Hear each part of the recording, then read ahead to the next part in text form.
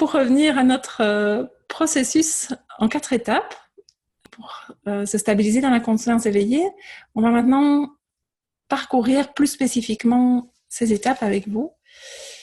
La première étape, eh bien, c'est celle de cette première ouverture à l'éveil, parce qu'un des grands mythes de l'éveil, une des croyances très répandues sur l'éveil, on pourrait dire que c'est une des plus grandes intox sur l'éveil, c'est de prétendre que quand l'entrée dans l'éveil se fait, quand l'éveil survient, voilà, c'est fait, c'est fini, l'ego s'évanouit et puis il ne reviendra plus. Ben, c'est pas comme ça que ça se passe en fait. Et même la recherche a montré que, excepté dans de très rares cas, c'est différent en fait.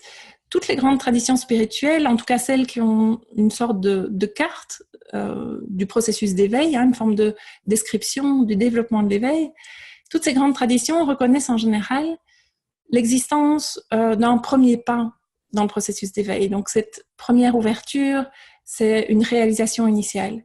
On pourrait dire quelque part que c'est une expérience d'éveil temporaire, mais elle va servir de référence et surtout de point de retour. Parce que le stade suivant, c'est un processus de retour encore et encore, en fait, à cette ouverture, à cette première ouverture. Et dans le processus étape par étape dont Ken et moi, on vous parle aujourd'hui, eh bien, cette première étape, pour nous, elle englobe à la fois cette réalisation initiale, cette ouverture initiale, et puis le retour constant à cette première réalisation. Si vous êtes parmi nous aujourd'hui, vous avez probablement téléchargé notre e-book sur le réseau neuronal de l'éveil.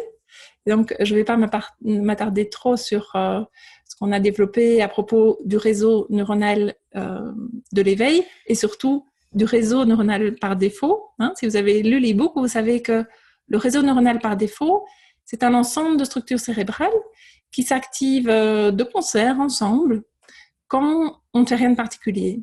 Quand on n'est pas, son esprit à la tâche sur quelque chose de particulier.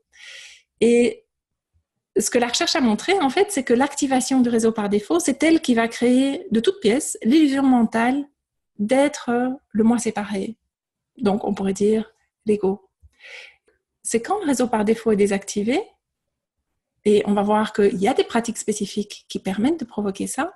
Quand ce réseau par défaut est désactivé, eh bien, cette illusion mentale du moi s'efface, et alors on voit apparaître la phénoménologie de la conscience éveillée.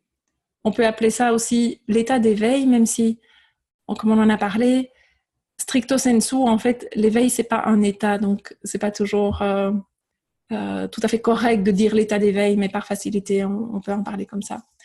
Donc, cette phénoménologie de l'état d'éveil apparaît, elle va de pair avec, si vous voulez, l'apparition de ce sentiment d'unité avec toute chose dont on a parlé, d'un vécu de l'instant présent, une diminution de la réactivité émotionnelle et une acceptation de ce qui est, une réalisation de l'illusion du moi qui tente de contrôler l'expérience de la réalité et une réalisation que tout se déroule en fait sans qu'il y ait de moi séparé qui fasse ou qui décide quoi que ce soit.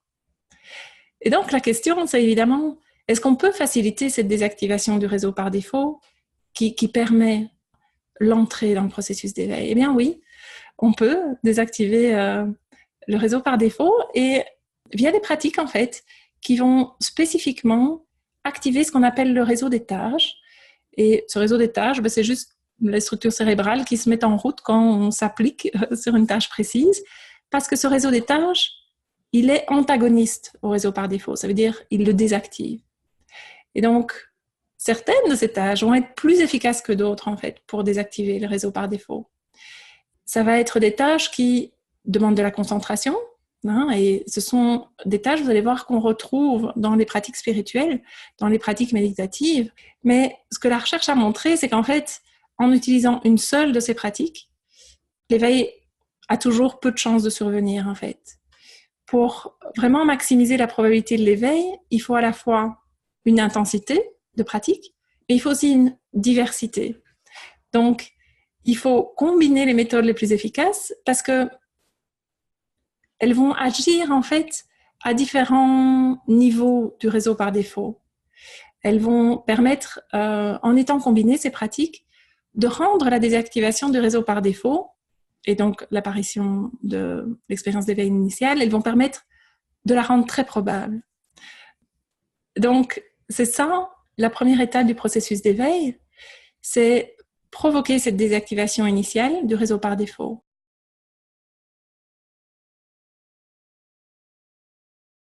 Comme le réseau par défaut est en fait constitué de 11 structures différentes, elles s'activent ensemble, si vous voulez, elles résonnent ensemble, mais au niveau neuronal, si vous voulez, c'est vraiment 11 structures cérébrales différentes. Et c'est ce qui fait que quand le réseau par défaut commence à se désactiver, cette phénoménologie de l'éveil, c'est-à-dire comment cette entrée dans l'éveil va se manifester, eh bien, ça peut prendre différentes formes. Parce que, au départ, seulement certaines de ces 11 structures vont se désactiver. Et c'est ça qui va faire qu'il va y avoir davantage une manifestation d'unité ou d'amour inconditionnel, ou voilà, que ça prend des formes différentes. Mais avec l'approfondissement de l'éveil, et surtout avec l'utilisation d'un ensemble de pratiques qui va en fait utiliser tous ces accès à la désactivation du réseau par défaut, eh bien, toutes ces zones du réseau par défaut vont commencer à se désactiver. Ce qui fait que plus l'éveil s'approfondit et plus on voit que les différentes facettes de la phénoménologie de l'éveil se manifestent ensemble. Donc, on a parlé de toutes ces expériences d'éveil que les gens pouvaient avoir au début. Je vous avais dit, cette diversité, ça montre en fait que chacun a un peu sa propre prédisposition en fait à présenter une certaine désactivation du réseau par défaut, un certain aspect de ça. Et c'est ça qui fait que les expériences d'éveil sont différentes pour chacun. Mais cette prédisposition, elle varie avec le temps et elle change avec l'approfondissement de l'éveil. Et c'est pour ça que chaque pratique spécifique va pouvoir provoquer en fait ces différents aspects de la désactivation du réseau par défaut. Et c'est pour ça que c'est important, ou qu'en tout cas c'est utile, pour favoriser la désactivation du réseau par défaut et pour favoriser le fait que ces expériences ne restent pas temporaires, d'utiliser différents angles de pratique. Et c'est vraiment notre expérience, en fait, Aken et moi, depuis des années maintenant, c'est qu'en proposant une série de pratiques qui font partie des catégories dont je vous ai parlé, et donc en poussant le réseau par défaut à se désactiver à différents niveaux, eh bien, on voit apparaître ce déclenchement du processus d'éveil. Il y a ces moments d'ouverture où le participant est complètement dans l'instant présent, où au lieu de constamment interpréter, juger, mettre des étiquettes sur ce qui se présente dans ce qui apparaît comme la réalité, eh bien, le mental se calme, il devient tranquille et les pensées cessent.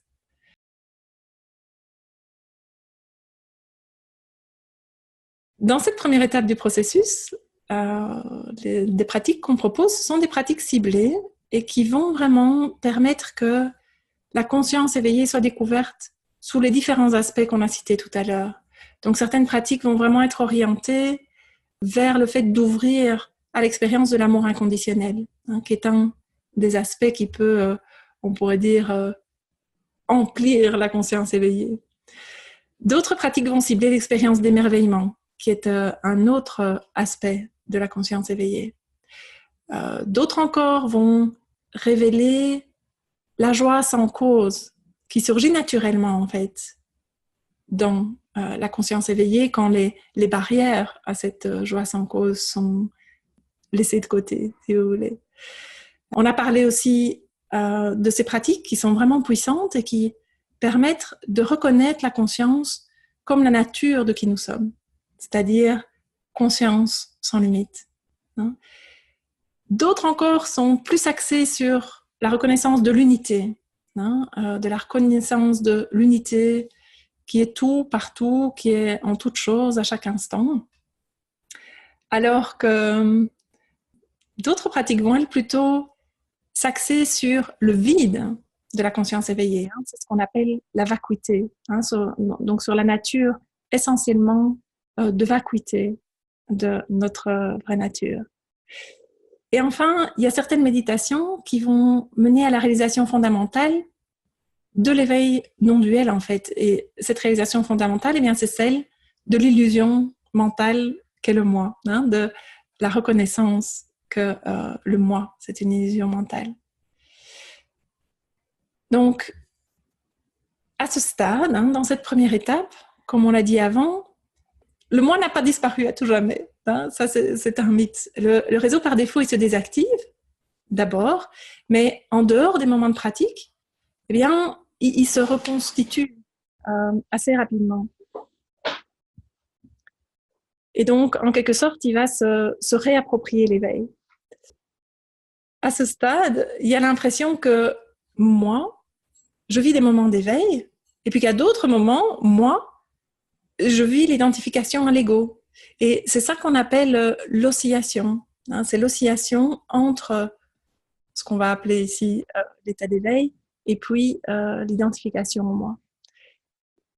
En fait, au terme de cette première étape, il y a eu une expérience directe de la conscience éveillée dans ses différentes caractéristiques hein, dont on a parlé tout à l'heure. Avec des pratiques spécifiques, les moments où la conscience éveillée est réalisée vont pouvoir s'allonger, vont pouvoir s'étendre progressivement et le mental se calme. Donc la réactivité émotionnelle peut diminuer, parfois elle a même tout à fait disparu. Et donc on peut dire qu'il y a eu réalisation de la nature même de la conscience éveillée. Mais au terme de cette première étape, comme on l'a dit, l'oscillation entre la réalisation de la conscience éveillée et l'identification au moi, elle est toujours là, hein, cette oscillation. Et en fait, elle est assez caractéristique de cette première étape. Et alors, c'est le moment de passer à la deuxième étape. Et cette deuxième étape, on l'appelle The One Question. Hein, The One Question, c'est un enseignement que Ken donne maintenant depuis une vingtaine d'années.